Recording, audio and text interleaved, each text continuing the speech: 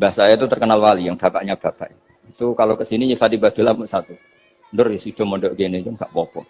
Pondok elek lah, kiaimu wali. Zaman itu bapak itu di kamar kursi ya masih ada kakinya. Saya dulu sering dijak ke sini sama bapak.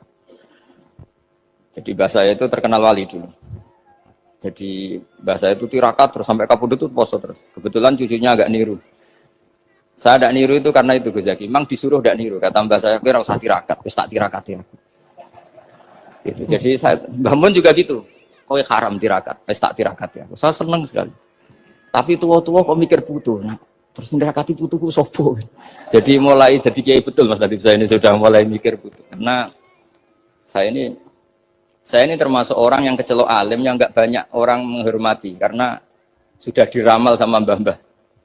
Di dulu mbah saya Mbah Nur Sam itu kakak saya itu SMP, SMA. Kakak saya yang kedua juga SMP, SMA. Mbah saya itu Mbah Nur Sam itu yang nganterkan bapak ketika mondok sini itu.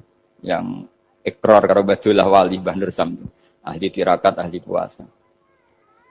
Itu bilang, Nur, anak sing iki aja pondok, aja sekolahno. Sumben sing ngalim ku anak sing iki. Ketika saya hampir tamat SD sama mbah saya Tuban, mbah saya Narukan juga di Sabdo begitu. Singkat cerita sama mondok sarang. Mondok sarang pertama langsung dikenal Mbah Mun, wong anak kiai jadi langsung dikenal. Didoni macam-macam terus jadi wong alim juga ada yang ngelem. Biasa aja untuk dongane sepuh-sepuh. Ya sebenarnya saya agak kecewa ya, saya inginnya kan dianggap prestasi gitu, ternyata dianggap doanya orang-orang sepuh. Ya, makanya kula niki mriki ya rodok ya syukurlah sama Bang Mutamakin sama semuanya karena tadi kenapa saya harus cerita ini. Quran sendiri mengakui bahwa orang soleh itu diantara aturannya adalah dzurriyyatam ba'duha min ba'd. Meskipun Allah bisa bikin orang soleh dari mana saja, tapi yang legitimit itu memang dzurriyyatam ba'duha min ba'd. Dan kata dzurriyyah itu tasmalu auladal inas, kata Ibnu Hajar al-Asqalani, memasukkan turunan yang dari itu. Meskipun tentu secara wali nikah atau secara disiplin nasab dari ibu itu tidak ngefek. Tapi dari segi fa'innal irqadassas, bahwa sistem tubuh kita itu tetap ada gen dari seorang apa? Ibu. Sehingga banyak ulama tafsir mengatakan dzurriyyah itu tasmalu auladal inas. Dzurriyyah itu memasukkan turunan dari apa? Ibu. Bapak saya itu nasabnya nasab wali. Jadi babahnya itu suka tirakat, suka. Ibu itu nasab kiai. Jadi kalau bapak wiridan itu, kalau istiqomah itu disalahkan sama keluarga ibu. Istiqomah itu salah. Karena ijabu malam yajib, mewajibkan sesuatu yang tidak wajib. Itu masalah secara ilmiah. Mbah Mun itu sering kritik, kalau ada pondok kok wajib puasa, wajib merawat itu sering kritik. Itu secara fikih bahaya. Ijabu malam yajib, mewajibkan sesuatu yang tidak wajib. Dan itu kriminal dalam bab fikih. Betul itu, sama cari di Sulam Taufik, babnya itu ngeri. Ijabu malam yajib itu tidak dihitung minal kabair. Dicari sendiri itu di bab Sulam Taufik, tidak perlu saya sebut, itu parah betul malah cara menvonis Abdullah bin Husain bin Thohir di Sulam Taufik. Ijabu malam yajib. Tapi pondok-pondok yang tirakat tidak kurang dalih. Niki boten majibaken, ngelatih. Boten majibaken tapi napa? Nah, silsilah dari keluarga ibu itu suka ilmu. Sehingga Abdullah bin Mas'ud itu tiap hari itu mensweeping orang yang sering duha. Kalau ada orang duha istiqomah itu disweeping. Awas, harus seminggu sekali, nggak boleh tiap hari.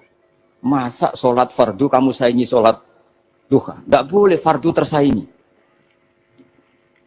Itu Abdullah bin masyhur, sampean cari di Al-Ghunjah itu. Sayyidah Aisyah kalau ada orang duha tiap hari dimarahin.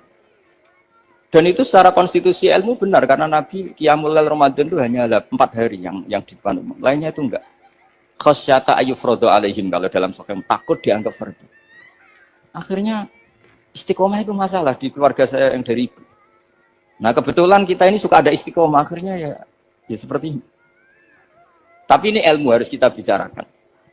Tapi yang istiqomah Bapak itu pengagum Badullah. Bapak itu suka sama istiqomah karena punya guru dulu Kiai Zubaidi istiqomah, Badullah istiqomah. Tapi jangan kira Badullah itu hanya istiqomah. Saya punya sanad banyak, mungkin Gus Zaki lebih tahu. Sering saya diceritain Bapak. Badullah itu nak ambek wong fase nemen-nemen itu ya rapati cocok. Senajan to majibno fase. Tak takoki iki ngopo. Empuk nak ke fase darane wong awam untuk ganjaran. Mergo macane Quran gak fase. Padahal untuk ganjaran mergo seneng Quran. Jadi Terus tak takoki Bapak, niku saged damel syariat mboten? Ya ora kena, pokoke ngono. Jadi gue ngekrori. Artinya beliau ndak ingin lah gara-gara kita terlalu pakem tajwid kemudian nganggap siapa saja baca Quran salah kemudian tidak dapat pahala. Bisa saja hamalahum ala ayakraul Qur'an apa mahabbatuhum wa iskuhum wa kada wa kada. Jadi akhirnya saya jadi tahu. Oke, secara makhraj salah, tapi iseknya benar, mahabbahnya benar, brontonya benar. Jadi sebetulnya Badullah itu punya sekian makalah tentang ilmu. Hikam juga gitu. Nur nak cah santri ngaji Ihya itu jauh oleh, saya nak hikam mojo. Maksudnya beliau entah kalau setelah itu, Badullah itu melarang siapa saja santri ngaji hikam itu dilarangnya ada kelas tertentu untuk boleh ngaji hikam. Nah, kenapa saya cerita ini? Karena saya masih ingat betul di antara wasiatnya Mbah Mun itu. Pirroh sebab apa Fatihah kok ihdinas siratal mustaqim bukan siratoka tapi siratal ladzina an'amta alaihim. Dawe Mbah Mun fa inna Allaha ta'ala la ya'kul wa la yashrab wa la yanqih wa la kadza wa kadza. Allah itu enggak makan, enggak minum, enggak tidur. Sehingga kita enggak bisa niru Allah. Tapi yang makan tidur itu manusia. Sehingga kalau ingin dekat Allah ya niru siratal ladzina bukan siratoka. Kita cara tidur niru Kanjeng Nabi, niru ulama, cara makan, cara minum, niru Allah enggak bisa. Makanya bukan ihdinas siratal mustaqim siratoka tapi siratal ladzina an'amta. Maka dalam beragama itu butuh master, butuh panutan. Ya tentu Mbah Mun oleh ngendikan pakai luwet orang-orang kuno. Cara Mbah Mun pakai cantolan. Maka saya punya makalah banyak dari Bapak, dari Mbah Mun, dari Mbah Zubair, dari sampai saya itu hafal sanad sampai Rasulullah SAW. Karena yang bisa mengawal ilmu itu sanad. Termasuk saya di sini bawa kitab Ar-Risalah Al-Qusairiyah. Nanti saya baca beberapa panutan kita. Di sini ada Abdul Qasim Al-Junaidi, ada Abu Yazid Al-Bustami, ada banyak ulama yang ditulis Ar-Risalah Al-Qusairiyah. Dan itu yang membentuk Imam Ghazali, kitab Ar-Risalah Al-Qusairiyah. Tapi sekarang kita ini tidak belajar lagi tentang tasawuf. Tasawuf itu Abdul Qasim Al-Junaidi jadi wali itu bukan wiridannya terlalu banyak, enggak. Beliau pernah bikin satu kalimat yang menjadikan Allah itu ridho. Kalimatnya begini, kalau malam beliau wiridan gini, ya Allah, kenapa engkau ngasih rezeki saya? Padahal engkau tidak butuh saya. Kalimatnya sederhana. Kalau seorang majikan ngasih servis sama karyawannya, memang butuh pekerjaannya. Orang tua ke anak butuh kasih sayangnya. Tapi engkau ini zat yang tidak butuh saya, tidak butuh kita. Ngapain ngasih? Jadi punya sisi betapa Allah itu luar biasa. Wong tidak butuh kok. Ngasih itu kan luar biasa. Jadi karena mensifati seperti itu, Allah itu ridho. Itu luar biasa. Normalnya orang memberi itu kan, apalagi orang memberi kiai itu kacau sekali. 1.000 jaluk swarga. Salam template 1 juta wae jaluk apa? Swarga itu parah lagi. Nanti kalau enggak masuk surga tunda-tunda. Itu ngeri lagi itu 1 juta minta apa? Surga. Sayyidina Ali itu diantara sebabnya beliau dekat Allah itu karena muamalahnya sama Allah itu benar. Di antara muamalah itu yang diriwayatkan di kitab Ar-Risalah Al-Qusairiyah adalah masyhur itu. Kafani izzan antakuna li rabban wa kafani fakhran an aku nalaka abdan. Tiap malam ya beritanya itu, ya Allah, saya sungguh sangat mulia karena engkau yang jadi Tuhan. Coba kalau saya dituhani manusia yang mati atau dituhani siapa yang mati juga. Wa kafani fakhran an aku nalaka abdan. Saya ini bangga sekali karena jadi budak, jadi hamba zat yang tidak mati. Jadi pakem-pakem yang menjadi masyrab kalau dalam bahasa tasawuf itu yang menjadikan wali. Sehingga yang dikatakan ibadah itu apa? Ma'rifatullah. Mengenali Allah secara benar. Jadi jangan kira wali-wali dulu terus terlalu istiqomah, ada juga. Mereka punya pakem yang menjadikan Allah itu ridho. Saya beri contoh nih di sini banyak makalah nanti saya beberapa baca tabarruk. Banyak riwayat dari orang-orang sufi. Nabi Ibrahim itu pernah ketemu orang Majusi. Beliau terkenal sakhok, terkenal sakhian. Ketika ketemu orang Majusi, ya Ibrahim saya ini sehari saja ngasih makan saya. Kamu kan tukang ngasih makan orang. Terus, ya tapi bisarti antus lima, kamu harus Islam. Fakihnya Nabi Ibrahim adalah, kalau saya menolong dia berarti nolong orang kafir. Setelah orang itu lewat, berlalu karena Nabi Ibrahim nggak mau hormat, Allah memberi wahyu ke Nabi Ibrahim. Kenapa ya Ibrahim tidak kamu terima 1 hari, kamu kasih makan 1 hari? Ya karena dia majusi. Kata Allah, dia umurnya berapa? 60 tahun. Tanyakan, pernah kelaparan kan hanya hari ini? Iya ya Allah. 60 tahun dia kafir tak kasih makan. Minta kamu sehari aja kok gak boleh. Akhirnya Nabi Ibrahim dipanggil orang majusi, dikejar dipanggil. Ayo tak kasih makan 1 hari. Kok kamu sekarang jadi baik? Habis ditegur Tuhan. Terus kata, ahakada yu'amiluni. Apa seperti itu? Tuhanmu mengu'alamalai saya. Ya na'am. Akhirnya Islam orang majusi. Jadi itu lagi-lagi ilmu. Jadi yang dikatakan ilmu itu satu teori atau kalimat atau apa saja yang menjadikan kita ini pakem. Meskipun pakem itu kadang sulit diterima orang-orang khusyuk. Orang khusyuk itu ya nyun sewu ada sisi nakalnya. Makanya Mbah Mun sering kayak jargon masyhur. Zada khusyuan, zada jalan, tambah khusyuk tambah bodoh. Bukan bodoh dengan makna salah itu enggak. Memang kadang terus anti ilmu. Misalnya gini, ini contoh yang karena saya ini mengkhidmati ilmu, saya beri contoh yang urusan ilmu. Ada orang sujud diinjek orang fasik, kepalanya diinjek orang fasik. Terus si orang yang sujud tadi ini ada di Sahih Muslim juga ada di Ihya. Wallahi la yaghfirullahu laka. Pakai sumpah, wallahi la yaghfirullahu laka. Allah langsung mewahyukan ke Nabi fi hadzal zaman, fi tilkaz zaman atau fi dzalikaz zaman. Mangdalladzi yata'alla alayya alla aghfira li fulan qad ghafartu lahu wa ahbattu amalak. Katakan ke orang itu, siapa yang mencatut nama saya yang hanya berstatus tidak memaafkan. Itu enggak fair. Saya ini Tuhan kok bisa yaghfir, bisa yu'adzib. Kok sifat saya tinggal satu yu'adzib itu gimana? Dicatut separuh itu Allah tidak terima. Tapi kalau kita baca Quran, saya ini sama orang fasik ya benci. Saya ini orang soleh, setidaknya pura-pura soleh lah. Karena di depan para kiai. Tapi mau tidak mau. Ketika Allah mensifati dirinya tentang orang munafik gimana? Wa yu'adzibal munafiqina in sya'a au yatub. Ini cocok tidak cocok. Potensi memberi tobat itu ada. Meskipun sama kalau orang munafik, tapi ya tetap bacanya wa yu'adzibal munafiqina ya in sya'a au yatub. Rasulullah kayak apa bencinya dengan Wahsy karena qatilu Hamzah. Tapi Nabi tunduk sama konstitusi Quran. Laisa laka minal amri syai'un aw yatuba alaihim aw yu'adzibahum. Akhirnya Allah malah memberi tobat sama qatilu Hamzah yaitu Wahsy. Ini pentingnya baca lagi. Kalau kita tidak baca, hanya khusyuk saja, tidak baca, pasti sama orang yang menginjak orang sujud tadi, yang nginjek pasti salah, nggak dimaafkan. Bongso pasti. Pertanyaannya adalah, betulkah Allah punya sifat satu, yaitu yu'adzib? Makanya kalau kita baca, misalnya baca Quran, walillahi mulkus samawati wal ard, ya sudah, yaghfiru liman yasha wa yu'adzibu man yasha. Kalau nuruti rasa kita, ya inginnya ke kita, yaghfir, ke orang lain yu'adzib. Tapi Tuhan kan nggak terima. Saya ini Tuhan kok didikte makhluk saya ini gimana? Nggak bisa. Sehingga ya ini lagi-lagi ilmu. Makanya saya cocok nggak cocok itu suka baca. Saya suka sekali baca. Mulai ulama dulu, ulama modern, setengah dulu. Mulai ulama yang kedunian sampai setengah kedunian. Suka. Saya dulu tuh nggak suka uang. Karena saya memang tadi mbah-mbah saya dari bapak itu wali mas itu. Kalau tadi Mas Nadif jujur, mulai Mbah Soleh itu suka bully mertuanya, jadi saya alhamdulillah dia jujur. Jadi, Mbah Soleh itu menantunya Raden Asnawi, itu ya bully-bulian sama ini terus ditiru beliau ini. Itu nggak suka sebenarnya. Saya itu ya pokoknya tadi kalau orang daftar wali itu kan nggak suka sama.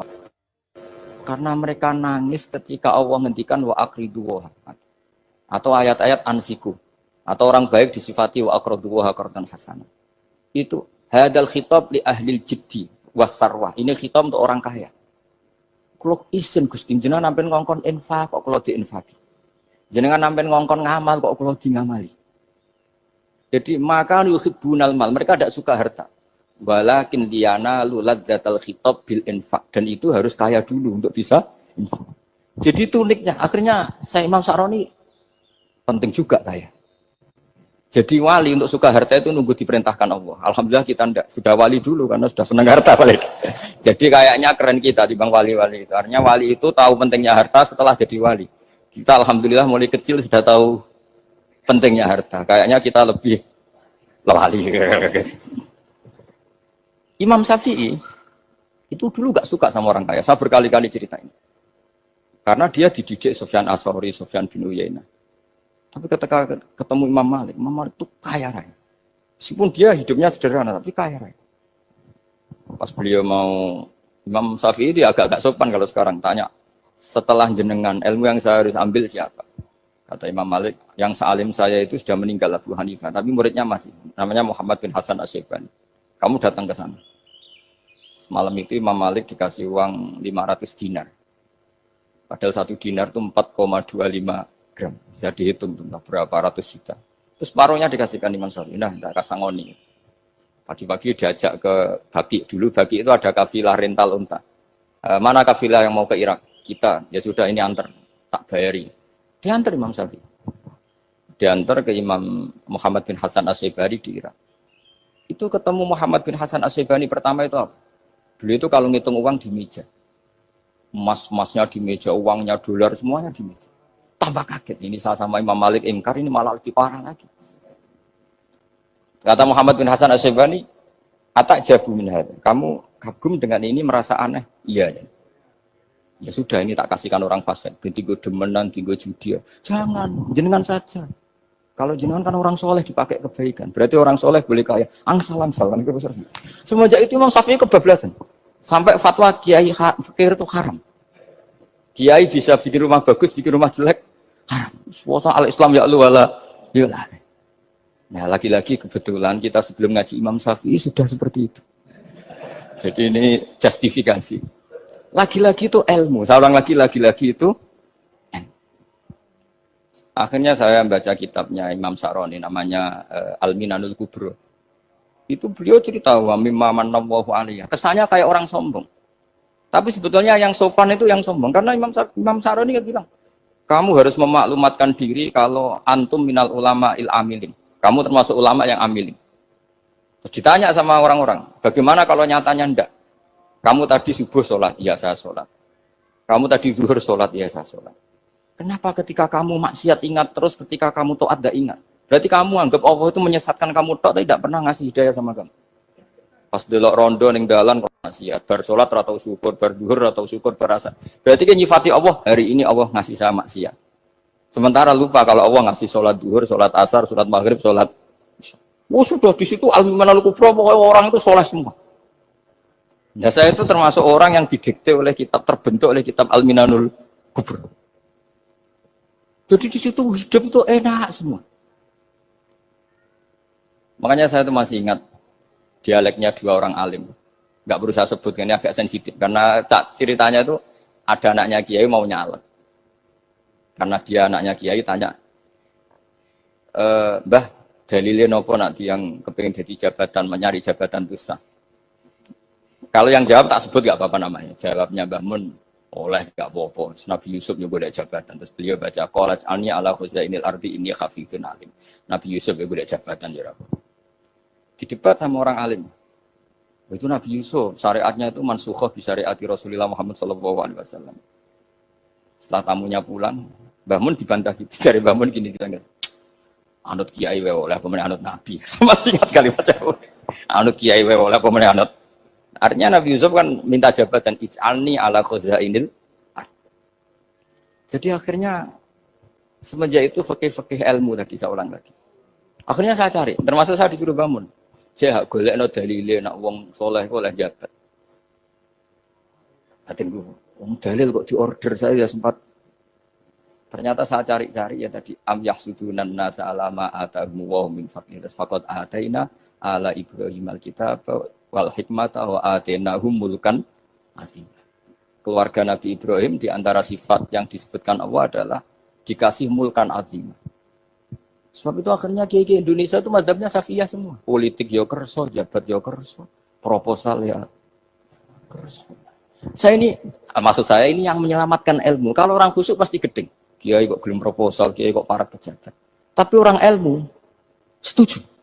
Nah saya nggak tahu setujunya itu bawaan ilmu apa bawaan nafsu tadi itu yang mulai saya nggak tahu. Nah kalau saya kan bawaan ilmu saya baca.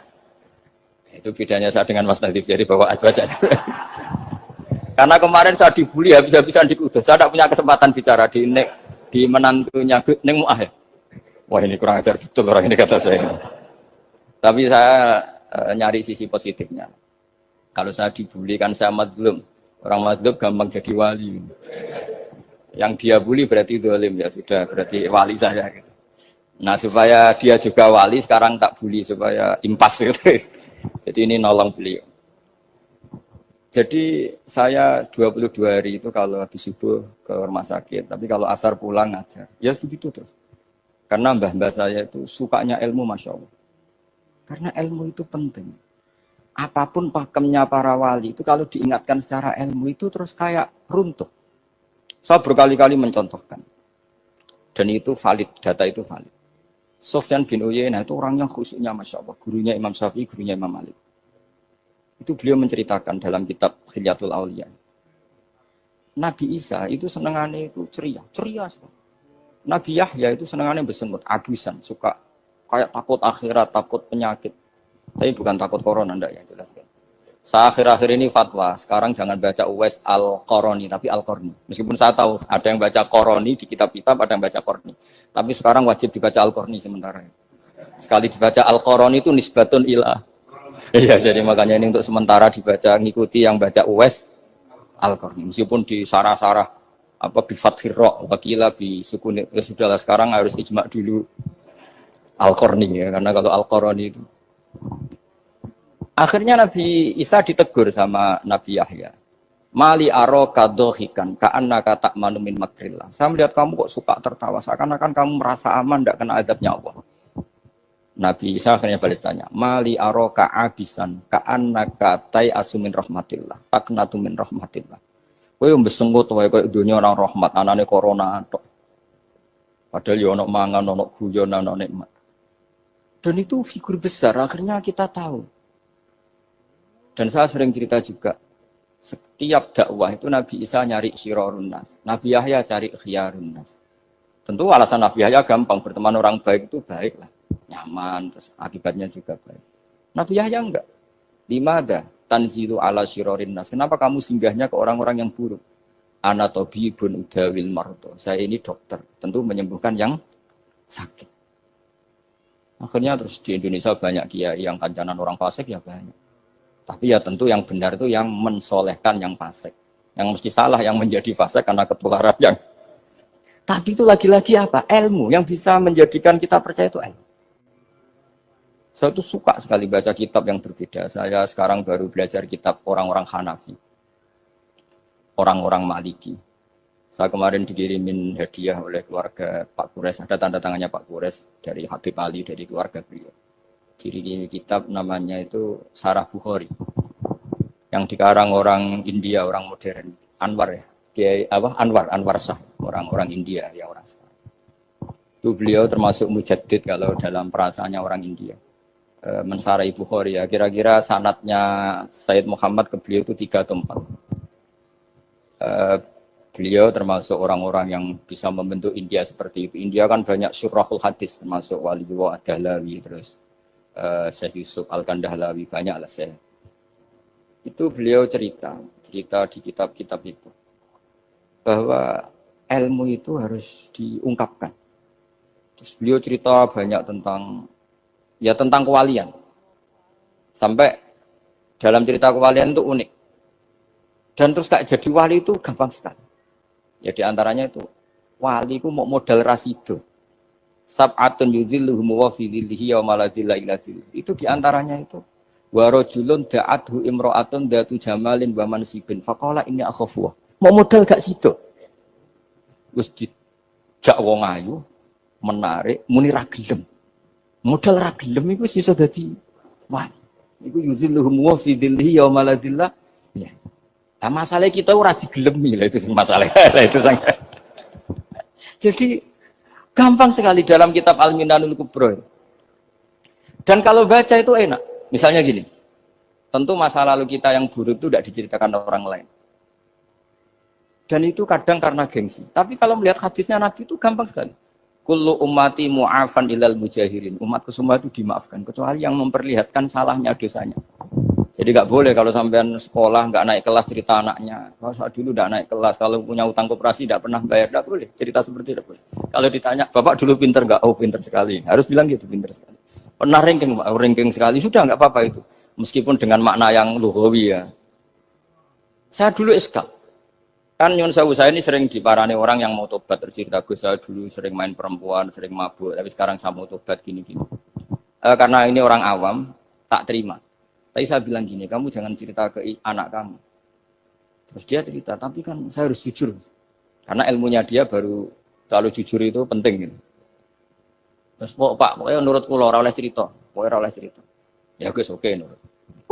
Setelah itu saya nyari-nyari sarah, termasuk kitab itu. Kok bisa orang yang tidak mujahirin, orang yang menutupi salahnya malah dimaafkan, yang cerita jujur pernah salah malah tidak. Sangat-sangat bener. Misalnya seorang bapak cerita, "Jong aku dhisik nak pacaran tak ambung." Misalnya, anaknya mesti suatu saat kan dia puber. Mesti nak ngambung niru bapak. Nah, kalau yang cerita itu ribuan atau jutaan. Jong aku zaman yang pondok itu rezekiku kombodoni. Kan terus jadi syariatun mutabah. Apalagi yang cerita ini ternyata jadi kiai, ternyata gitu ya tetap jadi kiai. Jadi kalau pura-pura soleh di rumah pura-pura soleh, seakan-akan di pondok tidak pernah kodok, tidak pernah setor meluntir, tidak pernah apa kan? Katanya, lalu lucunya, oke itu alasan. Alasannya Imam Ghazali itu paling masuk akal. Ini saya cerita, ila aliman barokahnya baca Imam Ghazali. Fa inna wa ta'ala yakrohu zuhurul ma'asi. Wa min asbabi zuhur adalah al-mujaharah. Karena Allah itu gak suka maksiat itu begitu kelihatan. Dan awal dari kelihatannya maksiat adalah semua orang cerita. Akhirnya maksiat dianggap biasa saja. Jadi kalau semua orang cerita zaman mondok nakal itu artinya semua orang yang nakal. Oh itu niru kiai ini, karena ini niru kiai. Kan repot. Tapi kalau semua kiai sok suci atau suci betul, dan semoga ya suci betul, kan yang maksiat, yang mau maksiat ini nggak punya alasan, karena masternya nggak pernah maksiat. Meskipun sebagian yang seutuhan nggak pernah konangan, tapi nggak tahu, pokoknya yang penting seperti itu. Itu hebatnya konsepnya. Saya dulu ya eskal loh. Kok? Ya tadi kullu ummati mu'afan illal mujahirin. Saya dulu eskal.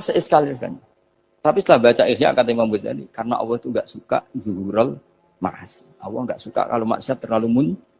Dan termasuk sebabnya muncul adalah setiap orang jujur menceritakan masa lalunya. Sebab itu kita sebagai orang Islam yang entahlah istilahnya apa. Kalau istilahnya Mas Najib Islam Nusantara atau moderat macam-macam lah.